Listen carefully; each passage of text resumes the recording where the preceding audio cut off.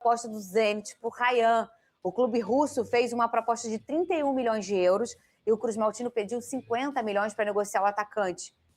É você que tem mais informações? Sim, estou até pegando aqui. Então, enquanto ele vai a proposta, olhando, qual foi? Peguei. Tem aí? É porque eu tive acesso à proposta. Ela foi assinada pelo presidente do Zenit, enviada ao Carlos Amadeu, que é o diretor-presidente, o CEO do Vasco, ao Admar Lopes também, que é o diretor executivo. 31 milhões que seriam pagos em 4 parcelas. A primeira em março de 2026, a segunda em julho de 2026, a terceira em março de 2027 e a quarta em março de 2028. E os outros 4 milhões de euros em cima de títulos.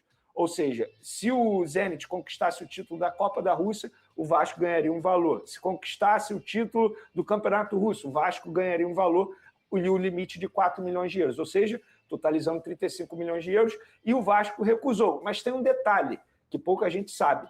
Essa proposta ela foi enviada ao Vasco da Gama por representantes brasileiros autorizados pelo Zenit. Não foram os empresários do Rayan que levaram ao Vasco da Gama. Isso quer dizer que o Rayan também teria que dar ok para ir para o Zenit. Claro. Não quer dizer que a proposta chegou é porque o Rayan aceitou. Não. Ou seja, seria uma negociação ainda mais complicada, porque teria que ter o ok dos empresários do atleta. Para mim, a grande informação nessa situação é o Vasco pedir 50 milhões de euros no Rayan. E eu acho que está certo. Muita gente acha loucura. Gente, o Rayan é um baita jogador. É porque ele está com a camisa do Vasco. Se ele tivesse hoje com a camisa do Palmeiras, até mesmo do Flamengo, todo mundo estaria achando a pedida de 50 milhões ok. Tá certo, o Vasco da Gama tem que se valorizar. Estamos falando de um baita jogador, se destacou na temporada, foi eleito aí a revelação do Campeonato Brasileiro e, para mim, é jogador até mesmo de seleção brasileira. Então o Vasco está certo em bater o pé. E aí o menino também está certo de talvez nesse momento não ir para o Zenit, né, o Tatá, porque ele é muito jovem e a gente já entendeu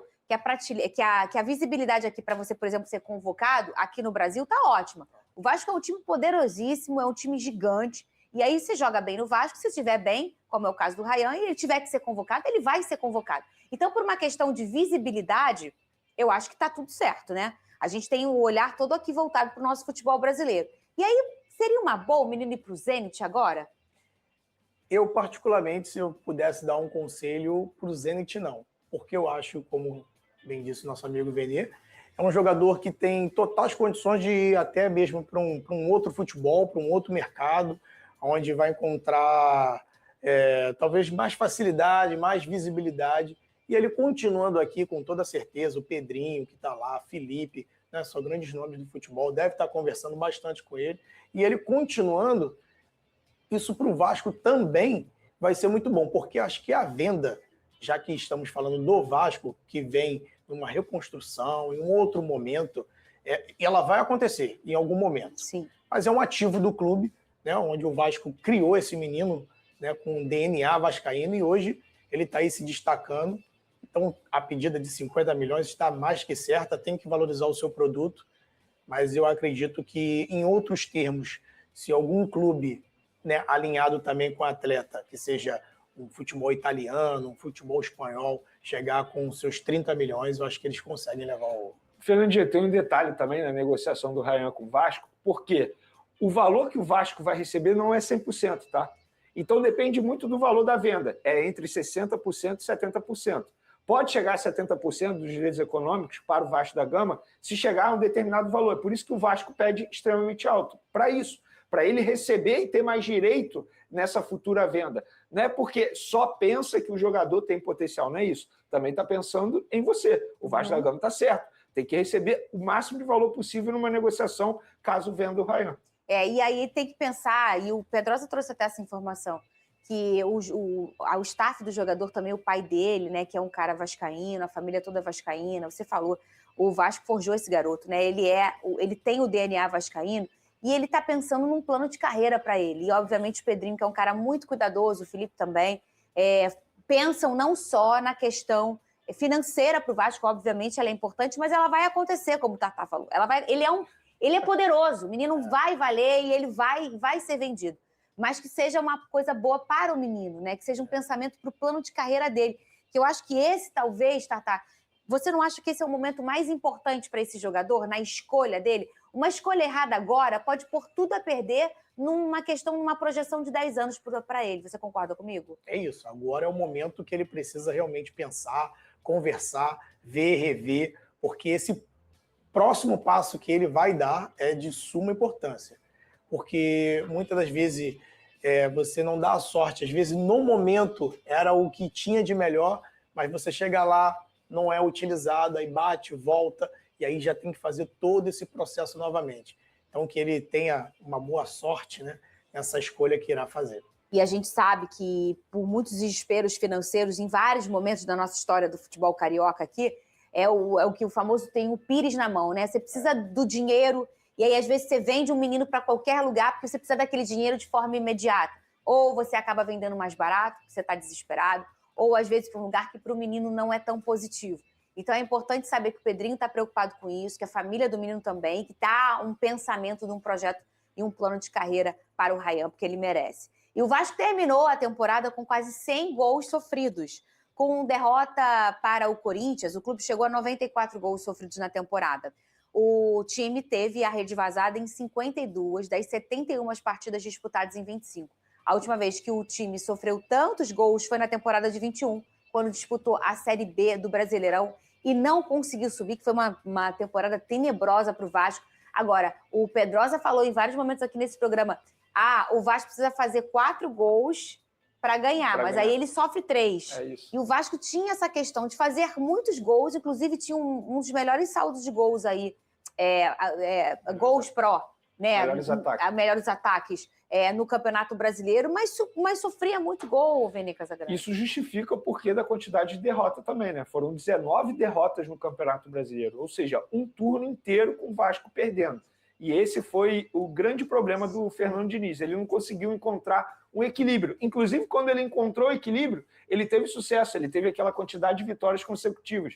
Por conta disso, de fato, o Fernando Diniz ficou marcado, o Vasco da Gama ficou marcado com o Fernando Diniz por excesso de gols sofridos. E a gente vê nos números aí que chamam muita atenção. Não dá para uma equipe como o Vasco da Gama sofrer quase 100 gols em uma temporada só. Isso justifica o péssimo desempenho no Campeonato Brasileiro. O que a gente entende com a chegada do Robert, Renan, do Carlos Coelho, a placar de 3, 4, deu uma melhorada boa.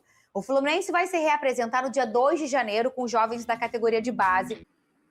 E tá aí, você acompanhando nesse momento as palavras do Vene Casagrande, da Fernandinha Maia e também do Tartá, analisando um pouquinho sobre o Vasco da Gama.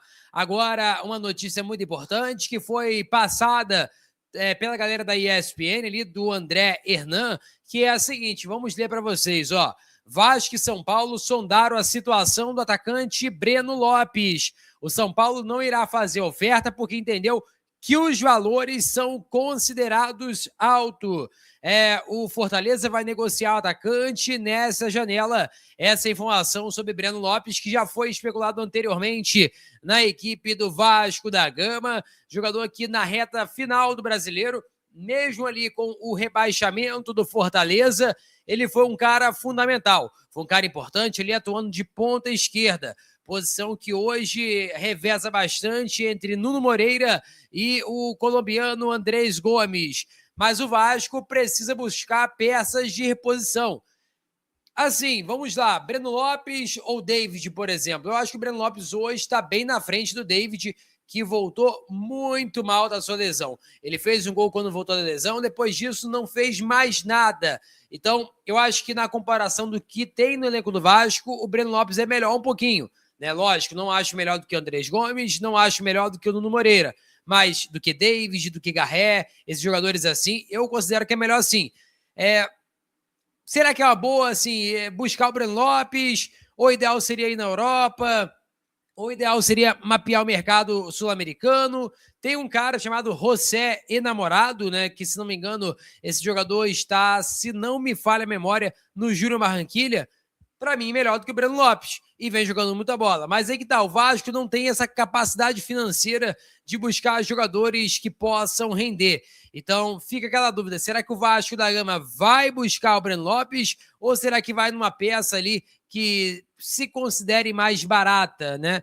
Lembrando que o Breno Lopes já foi sondado no Vasco já diversas vezes, até mesmo quando estava ainda no Palmeiras, ele foi especulado no Vasco da Gama, foi para o Fortaleza e novamente sendo especulado, mas é um cara que a torcida do Palmeiras chamava ele de bagre favorito, né? Mas aquele cara que, queira ou não, é decisivo, faz gols importantes e tudo mais. Você aprovaria ou não o Breno Lopes? Em relação a Ryan, você venderia por 50 milhões de euros? Qual a sua opinião? Quero que você coloque nos comentários que eu vou estar lendo geral. Peço a você que deixe o like. É muito importante para o nosso canal. Senhores, em notificação para não perder nenhum conteúdo. Nossa meta é alcançar o mais rápido possível 70 mil. Conto muito com a sua ajuda e também com a sua moral. Vou ficando por aqui, velho. Tamo junto. E é nóis! Fui!